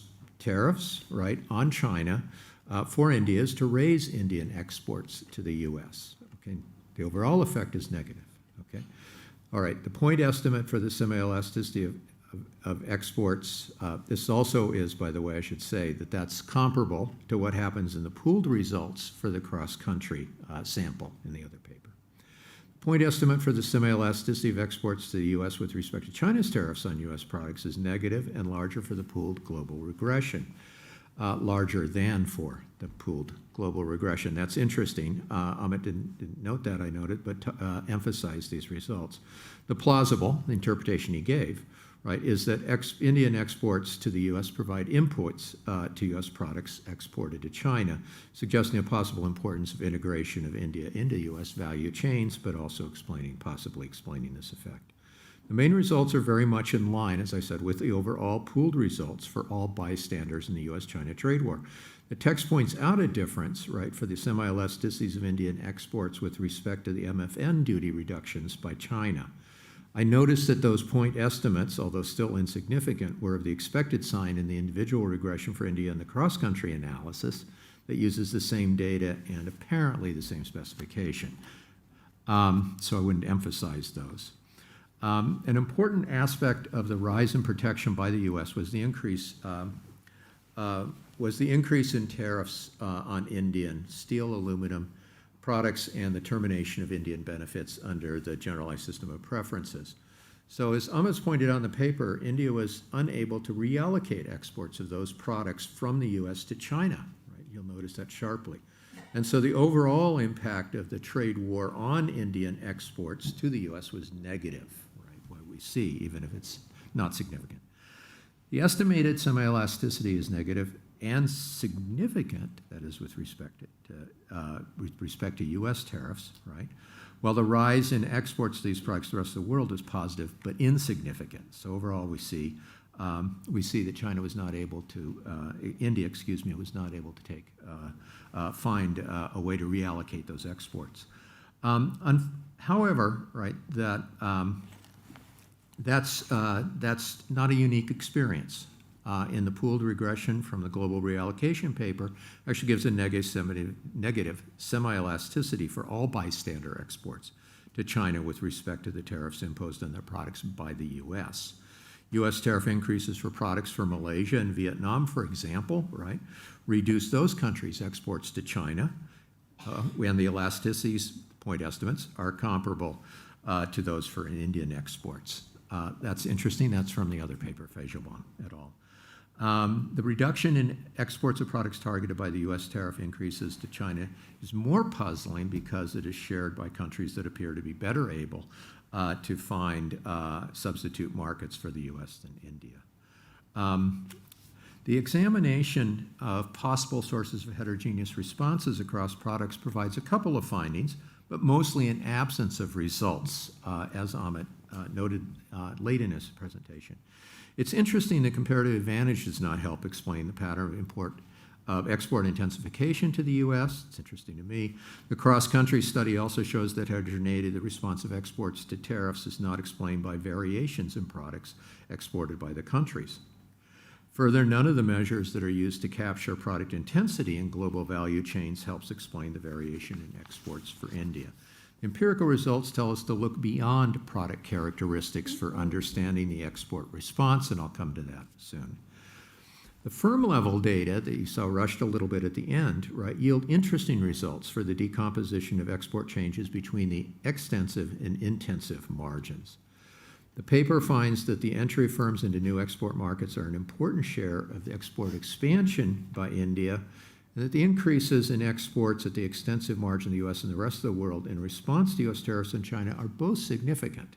Okay, so it's a richer set of results in some ways. So is the entry to exporting in the rest of the world in response to the rest of the world in response to China's tariffs on the U.S.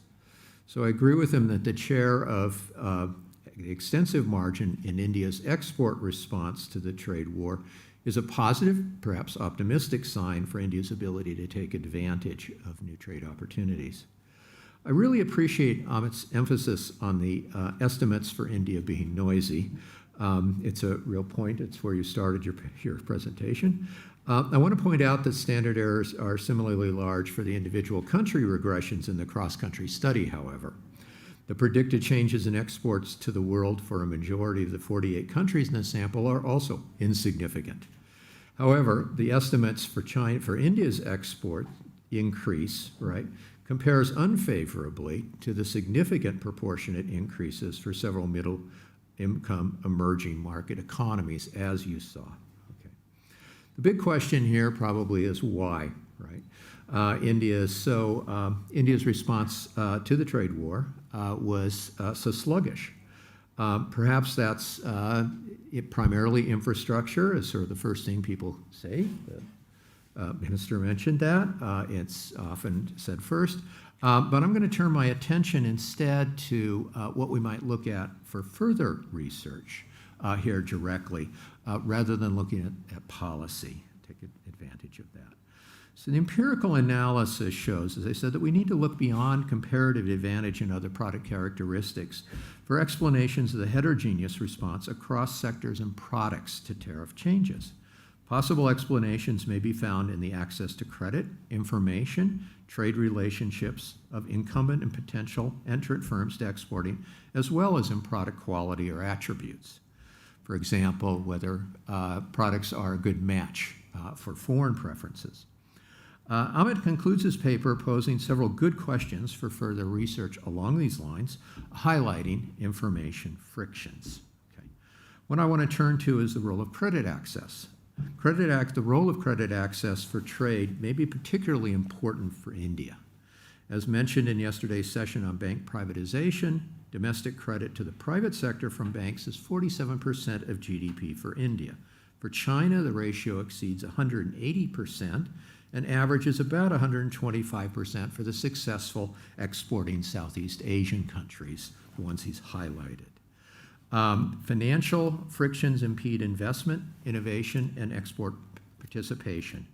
The extent to which financial frictions affect productivity, hence comparative advantage, is accounted for in the paper's analysis of heterogeneous effects across products.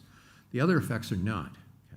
The availability of trade credit can directly influence the response of exports across products and firms to changing opportunities for trade. The activities necessary for firms to be successful entering or expanding in foreign markets are costly. Okay? These include acquiring information about foreign markets, matching products to foreign preferences, integrating into distribution networks and supply chains, and gaining market awareness. These all matter in themselves, but such expenditures require financing, either internal or external to the firm. Credit access and the cost of credit probably interact with informational and relational frictions in trade. In recent years, many papers have examined the causal relationship between financial frictions and firm-level export performance. Among mixed results, right, that research finds that the effects of credit market imperfections on firm-level exports are heterogeneous and depend on firm size, two separate things. Okay? The effects tend to be significant for small and medium-sized firms. Given the magnitude and variety of imperfections in India's financial markets, combining trade and external financing data at the firm level could well be worth the effort. Survey data collected for a set of firms could be matched with trade data. That's been done for China, for example, even just localized to firms within a region. For example, rationing of export credit and export performance during the trade war might be a place to start. Potential impact of credit access on exports goes beyond access to trade credits.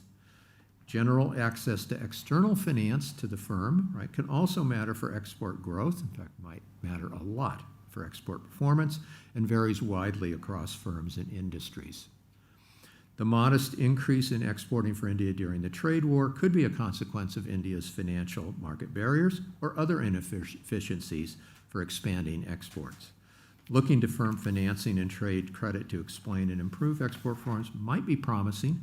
It's outside the scope of the paper, but I think it's a natural step. And as I said, it's a step for looking further in empirical research, right, rather than necessarily what I might think of as crowding out infrastructure or other explanations that are really important for understanding India's export response. Thank you. Thank you, Professor. I think that was very wise, and the attention you drew of everybody to this issue of access to finance, access to credit, I think is something which is often missed out. It's a major. I'll just give you one statistic to show how badly placed India is. And also it's important because policymakers miss out this thing when we talk about financial sector. I mean, factoring is a major part of trade finance. And factoring trade globally is about $3 trillion. The total factoring that happens from India is $5 billion. China does $500 billion. Factoring is actually not happening in India. It's actually happening from Singapore and Dubai for Indian firms. So actually, trade finance and trade credit insurance, they are very, very underdeveloped. Very often when I read, sitting in the government, all kinds of discussions that happen, you know, we are only focused on very big ticket things, banks, bank privatizations, etc. There is so much more nitty-gritty there. And just privatizing, you make State Bank of India a private bank, is that going to give a boom in trade finance? I am not sure. You have to see how ECGC, which is the Export Credit Guarantee Corporation, I actually run it, runs. It's absurd, actually, if you see the way they run it. There's absolutely no measures of risk management. So I think Professor has put his finger on a very important point, that, you know, trade actually happens because there's a lot of facilitating factors. There is credit, there is information, there's a lot of other things. And the stumbling blocks for India are huge because we have never focused on trade as an important activity. Thank you, Professor. Now I'll invite Prachi Mishra, who's from the IMF, to discuss the paper that's been presented. She has a lot of India-based expertise. She's worked in the Reserve Bank. She's worked in the private sector in India. She's worked in the Ministry of Finance. She's been a Mahalanobis Medal awardee by the Indian Econometric Society. That's highly regarded within the country. Prachi. Thank you. Thank you very much, sir. Thank you very much to NCAR. It's a pleasure to be here. I really have a tall order because I think 1/4 of my discussion was already done by Amit in his presentation. He had a separate slide on discussion. I think the 1/4 was, done by Commerce Secretary, or even half was done by Commerce Secretary. And so I thought I have like 1/4 left, but I think Ken covered that 1/4 too.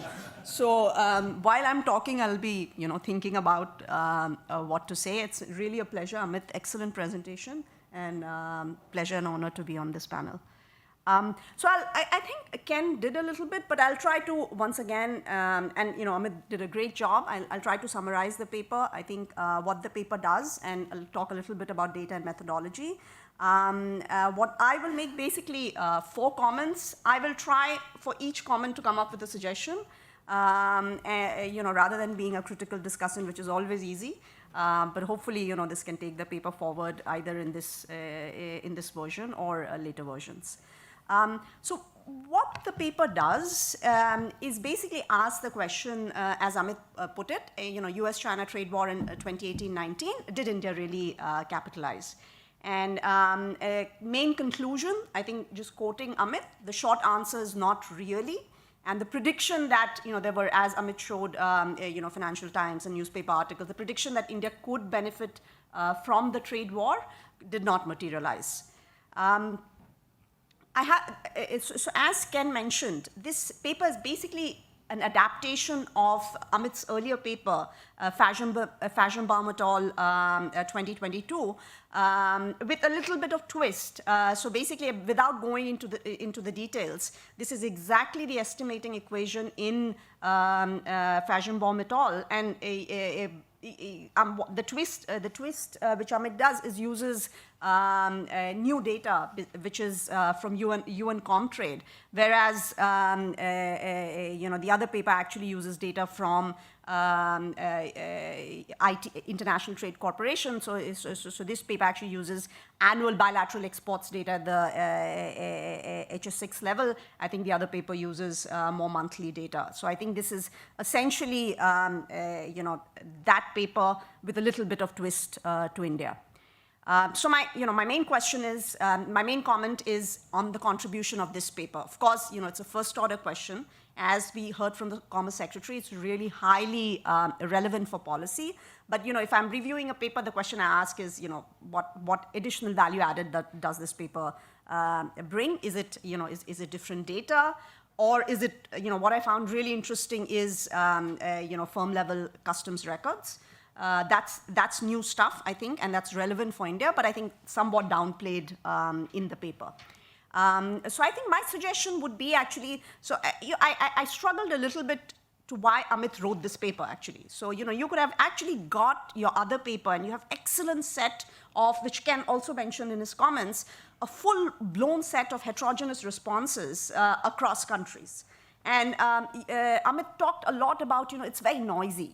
These effects he finds in this paper are very noisy. But as Ken Klitzer pointed out, in fact, the country-specific heterogeneous responses in the other paper are as noisy. The standard errors are pretty high if you look. And overall, I was just looking at some of the standard errors. Again, this is technical. But if anything, the other paper has lower standard errors for India. So, if I were to rewrite this paper, I would just bring all the heterogeneous responses from the other paper, and what basically that would offer us is, which is my second suggestion, is a full-blown comparison between India and the peers. And we could look at, Malaysia. I know you offered, Amit offered nicely, some of the aggregate statistics on Malaysia, Vietnam, etc. But this paper could actually bring them more upfront and, discuss both the estimates as well as the noise, which he focused on a lot.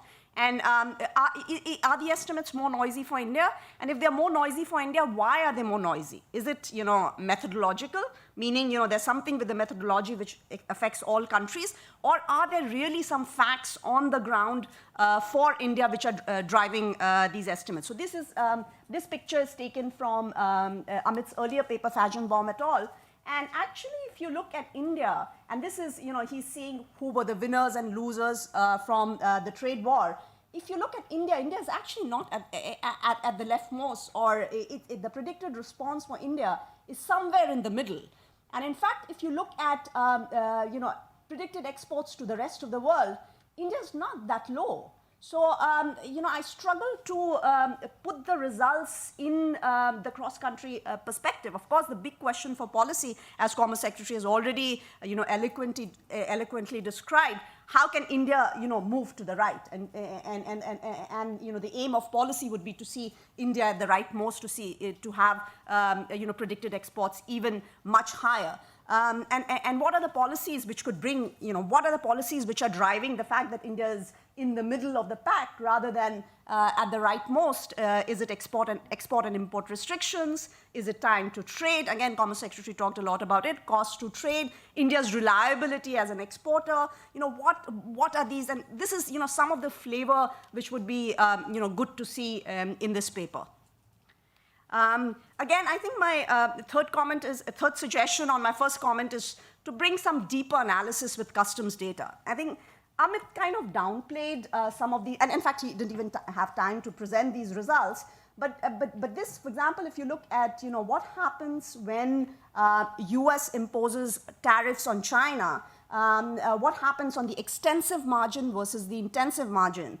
And these responses are even not only economically significant, but statistically significant as well. So I think we need to know which sectors are these, and which firms are these. Which are that's the whole point of policies. Firms which are actually taking advantage. Are they less integrated with the value chain?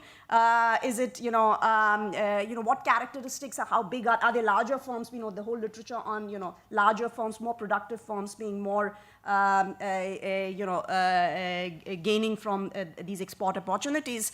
Which firms are these and what characteristics are these would be good to see. I know that you talk about, the data quality is not that high. It's missing about 14% exports in 2019, but it didn't strike me as 14% as a huge number. That is, so I would like to see this, the firm level customs data a bit more, played up in the paper, because that could be a real contribution beyond Fashionbaum et al. My second comment is on aggregation. I think an aggregation on two aspects. One is you aggregate a lot of effects. For example, on the policy side, you include direct bilateral tariffs as well. US on India, China on India. I think that's a different question to me, rather than, and there's a very different context to these bilateral tariffs as well. You talked about GSP, removal of GSP, or, China, India, there were a lot of border issues going on. So I would not club, the bilateral tariffs, which have a different context with the impact of the US-China trade war. I know that you do it in the other paper as well, and some of these effects are large, and you mentioned that probably they're not driving the aggregate effects, but in terms of discussing the results or the presentation, I would not, aggregate these effects up, and rather focus on, some of the reallocation effects. And if you stare at some of your estimates, India's exports to the rest of the world, I mean, those estimates are some of them are quite large and significant, rather than, if you exclude the bilateral tariff effects. On aggregation, I think the first thing is, I think I would just recognize that, look, I think, and this is what I just said, if you look at some of the, if you exclude the bilateral effects, and you showed these as well, I think about 1% rise in some of these exports in a short period of time, especially for certain sectors. Apparel to China, because China generally you've got very sluggish effect, but for apparel to China, you really have very strong effects. For transport to the US. So we really need to understand where you're finding some action, what really happened at the product level or at the firm level to take it to policy. On aggregation, again, my suggestion is to bring some case studies, interviews, anecdotes. I know that you've been trying to do it. This is just taken, these two pictures are just taken from aggregate trade data for India. And this is for chemicals and for pharmaceuticals. You can look at the astronomical rise over time which has happened. I think Commerce Secretary also mentioned. I think overall exports were stagnant for quite some time, but now there's it's $400 billion as he pointed out. There's been almost $40-50 billion increase in a very short period of time. So again, bringing some of these stories in the paper on, for example, in the case of electronics, from what I understand, there are 30 firms which are in the handset assembly business, and only 10 of them are actually using PLI. So what are the other 20 doing, and how are they able to come up? Even if you look at, I'm not showing you textiles and apparel here, but textile and apparel exports have also picked up quite significantly in the last year since the US-China trade war. I think it's mostly confined to yarns and fabric, but there are a lot of anecdotal evidence on how, I think Commerce Secretary also mentioned some of the firms have exploding orders of these of textile and beyond yarn and fabric as well. So it would be good to see, I think, some of this brought upfront to the paper, and that which can be carried to policy, because that's what we are trying to understand. If there are some firms, some products, some trading partners where India is actually being able to take advantage, which ones are these? And what can we learn for policy from these particular case studies? So I would really encourage at least talking to a few more people, getting some more anecdotes into the paper. My third comment is on the time dimension, and here I think the Ukraine, the war in Ukraine is an example. A lot of discussion that war in Ukraine would actually give a big boost to wheat exports from India, which actually did not happen. And I think my explanation for that would be that trading relationship takes time. And trust and reputation effects are hugely important in these, supply chain and trading relationships. And the key question is, did economic agents really perceive this as temporary or permanent? So I think it would be helpful to also see how permanent were some of the tariffs you are talking about. Were there any rollbacks, or I think, and this would apply even to Fashionbaum et al. That is, even for countries with larger effects, where you find them, how sustained were those effects? To me, I think the time period which you're looking at, export growth between 2016, 17, and 18, 19, might be too short a time frame for some of the effects to show. And I was just wondering if it's possible to extend it at least by a year and see how the results look like. Finally, I did feel that, given the analysis in the paper, I think the conclusions were a bit too strong. So my suggestion would be a little bit to focus more on the magnitudes rather than exclusively on the noise, which is noisy. If you look at country-specific heterogeneous responses from Fashionbaum et al., they are pretty noisy for a lot of countries. So I would focus on the magnitudes, on the differential effects, and on some of the methodological or data deficiencies which are there. And finally, I would just, this is trying to, advertise some of my earlier work. I think rather than thinking about, strict compartments between degrees of substitution, you could think about indices of the competition, where you actually measure the overlap at a more disaggregated level and see, again, where there is action, especially for India. China is everywhere. But I think even there, I think if at the six-digit level, if there is some variation in how much continuous variation in how much India overlaps with China in certain products, that would be good to exploit in the paper. Overall, I think very nice papers. A first-order question we already saw from Commerce Ministry. I think my main suggestion would be, I think for this paper, I think you have already a paper with full-blown heterogeneous country-specific responses, all country responses. I would bring that more into this paper, and I didn't see the value of doing the exercise precisely which you did with a little bit of twist and a little bit of different data. And again, explain the cross-country differences more. What can we learn from India? Exploit more the firm-level variation. I would exclude US in bilateral tariffs if we really want to focus on reallocation effects of the US-China war. US-China trade war. I would worry about the time dimension. It seems a bit short to me, given that trading relationships take time to build or to undo, as we know. And finally, I would try to connect a little bit better the analysis to conclusions and the policy implications. But thank you very much. It's been really a pleasure, and look forward to the discussion. Thank you, Prachi. I think we've had excellent comments from the two discussants. They've analyzed the paper. Prachi has brought a different perspective, trying to take it down to the firm level, actually understand what's actually bothering them so that can actually be implemented into policy. We have actually run over time. Can we take 3 questions? Is that okay? So we'll restrict ourselves to 3 questions, and I'll ask the author of the paper, Professor Khandelwal, to reply. Please. Professor Bhalla. I want you to identify you by name because it's being videoed so that they can record it for the transcription. Yeah. Thank you very much. I will keep it short, as everybody has indicated. It's a very good paper, so the suggestions are, or the comments are more on what could be done next.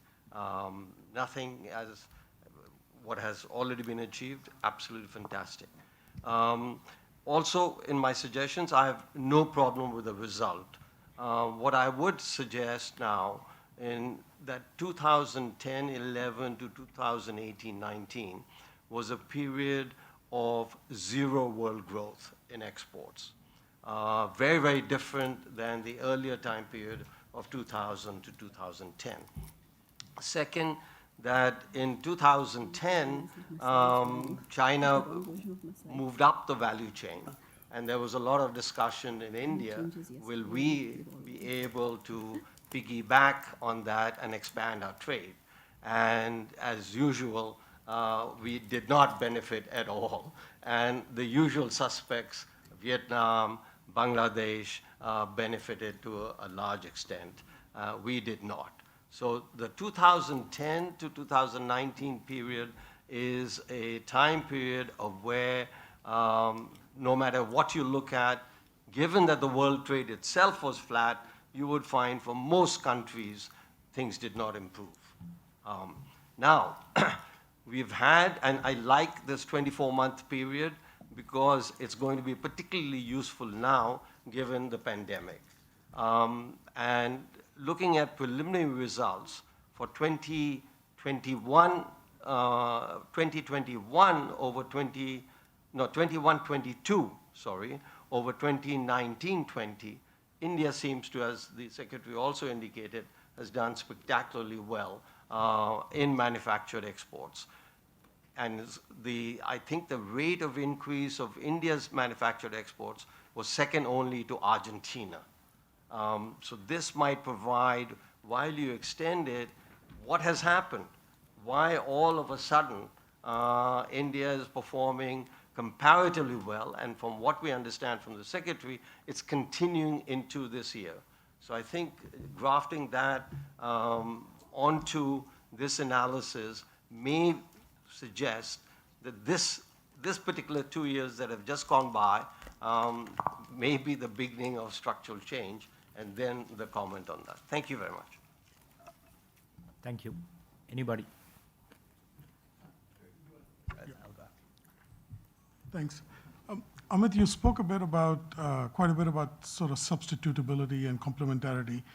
I wondered in terms of the actual estimation exercise, if these complementarities run across product lines, how this kind of estimation strategy of looking kind of within products, how that's going to allow you to get to that issue of kind of, what's happening to the demand for buttons if the tariff is on textiles or something like that. Similar, I guess the same sort of issue applies for intermediate inputs really, right? So without the benefit of a full input-output structure, how are you, or is that a worry? Is that something that, that somehow the estimation framework is taking care of? Thank you. This is, again, excellent session. One quick question for Amit, and then two really connecting from content in the paper back to Mr. Subramaniam. So the simple question, Amit, is, you started by saying that this is one of the biggest price changes we've seen, relative to even Smoot-Hawley. But if despite that, if all of these estimates are noisy, does that suggest that we're just never going to have power to meaningfully pick up, these differences in this kind of approach? So it's possible that this was a valiant attempt, but it's fundamentally underpowered to get at that question, and I think that's just useful. The second connects from one of the most robust results, which was not what the point of the paper was kind of the role of the GSP, that direct impact of the US and India, and I think this is the connection to Mr. Subramaniam, is Sajid Chinoy, who's in the PMEAC, has kind of done extensive work showing that by far the most important predictor is still the real exchange rate, right? And that period of flattening exports that you talk about is also a period of considerable strengthening of the rupee. And today, we're facing some political headwinds about the depreciation against the dollar, but the trade-weighted exchange rate is still actually pretty flat, right? So I think the question is really, I know politically it's very difficult to allow the slide, but given you said if the PM can be convinced that this is actually not a bad thing and may even be a good thing, the entreaty is to kind of at least not defend the rupee, because that's probably going to be the single most important thing. And the last one is, half joking, but half serious, is that given your experience of abolishing defunct institutions, maybe it's time to do that for DGFT, because so much of what happens there, and this is based on talking to your predecessor, Dr. Wadhawan, who both ran DGFT and was Commerce Secretary, and he said the bulk of what the DGFT bureaucracy is doing is that micro-tinkering on product level kind of tariffs, and you gave that example of the 3%. So, bureaucracies will make work if they exist, and so while the reorg of commerce that you're talking about is wonderful, there may be a scale, scope for substantially just cutting down the scope, right? Of the tinkering bureaucracy, so to speak. Yeah. Professor Khandelwal. Is this on? Yes. Yeah. Okay, thank you all for the wonderful comments, and thanks for the opportunity again to have this discussion. Let me start with Prachi's points. One is on the contribution to the paper. I think the motivation I had was actually not to innovate on the existing paper. In some sense, for a policy-oriented paper, I'm not sure the right model is to propose something new and where it would be open to potential critiques. You sort of want to take something that's been discussed in other settings and sort of apply that. And so here the emphasis was to focus on India. And some of the results actually, we're going to move to this data source in that paper. So the results will all kind of harmonize in some sense. But there's a question about whether this noisiness is, how this compares to other countries. And it's a good question. So you're right that many countries that we estimate in that other paper are also noisy. And I feel a little bit, many of us here are sons and daughters of Indian parents. So you come home with a 95 on a test, and have you done well or not? It's a good question, right?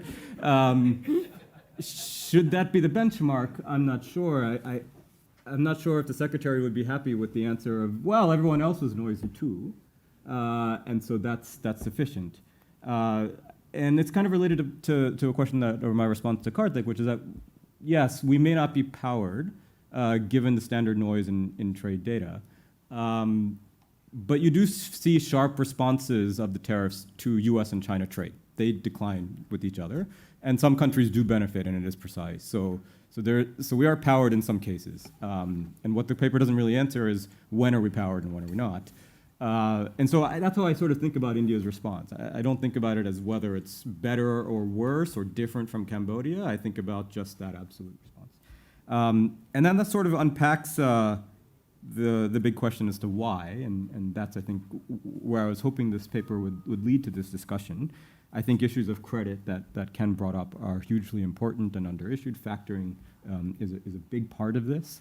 I had grand plans to conduct interviews, and I had asked our alumni office at Columbia Business School to give me a list of Indian alums in manufacturing companies, and they came back with 7. Okay, so Columbia does not produce students who go back to Indian manufacturing. And so that became harder. But I think many of these softer issues of information, of these pain points that you say, are all part of the story as a sluggish response. And I think other countries have solved that to some extent, and some countries haven't. And I think that's where the attention should lie. And then finally, on the issue of timing, I completely agree that it could be that these are just too short time horizon in which relationships are performed. There's a lot more work now showing that trading relationships rely extensively on relational contracting, and relational contracting takes time to build, and maybe 2 years is not enough time. I stopped the analysis in the end of 2019, in part because the pandemic comes, and so then that sort of swamps anything. So there's no reason that I can't extend the analysis. But I do want to emphasize what this analysis is doing is that it's just going to be comparing these targeted versus untargeted. So the fact that there is a takeoff of Indian growth, of Indian exports, is not necessarily going to come out of this analysis. It would have to be differential in those products. And that's an equally important question. That's in fact a bigger picture question, but not something that I'm going to address here. And then it may come out. Yeah, it may come out. And then again, related to the rupee depreciation, the big question there, and this is work that's been done by Gita and Oleg and Soki, is what the pass-through is of these exchange rates. And it's again related to the factoring point, which is that most of India's exports are going to be invoiced in US dollars. And so India does not get to invoice in local currency, and that's going to limit the pass-through of these of the under appreciation. And so, to what extent does India benefit as a result of that? It will benefit, but not in the textbook model. At least if we take this recent work seriously. But thanks. These are all great comments. Thank you, Professor Khandelwal. I'll just say, I'll offer you. Conducting interviews in the export sphere is actually difficult if you're at a distance, but if you look at closely, the FICCIs and CIIs are not the right places to go. They're actually specialized export councils. There are sectoral councils, there are about 28 of them, and there's a federated council, apex body, which is called FIO, Federation of Indian Export Organizations. Because exports in India, it's very funny. I mean, none of the big firms, if you take the Indian Fortune 100 or whatever Indian firm, they have very little export exposure. They're all domestic oriented. It's actually you have to go one level below, and that's where you find exports happening. So it's a very interesting story. So these are not the people who actually have voice in Delhi. And that's a very important thing. And that's probably one of the reasons why exports have been ignored in the past. Two, I'll not answer this on rupee depreciation. I'll not answer that. All that I say is, I'll answer your question with a question, can they defend it? I'll leave it at that, given the way things are happening. And last thing is, the good news is two parts. The tinkering on tariffs actually doesn't happen through DGFT. It's the Revenue Department and Customs. And I think that's very, very important. I think over the last 30 years, we were moving in one direction. Where industry stopped walking on the corridors of North Block, it started again when you start tinkering. And I think that's not good for policy, that's not good for stability. You've got all industries now lobbying to push up their tariff a little bit, 1% here, 1% there. That's absolutely not good as such. And I think there's a realization. And in a way, what the FTs are going to do, and it's good for the country, is going to bind people's hands that they can't actually make any changes. The changes won't have any impact. So maybe come September next year, that will not be possible to make any changes and have an impact. I mean, they recently increased the import duties on gold. Well, they've locked into a duty discount with Dubai in any case. So I actually don't bother because, it's still going to come through. So that's one. And lastly, the good news is we are on the verge of abolishing DGFT. Thank you very much. Thank you, everybody.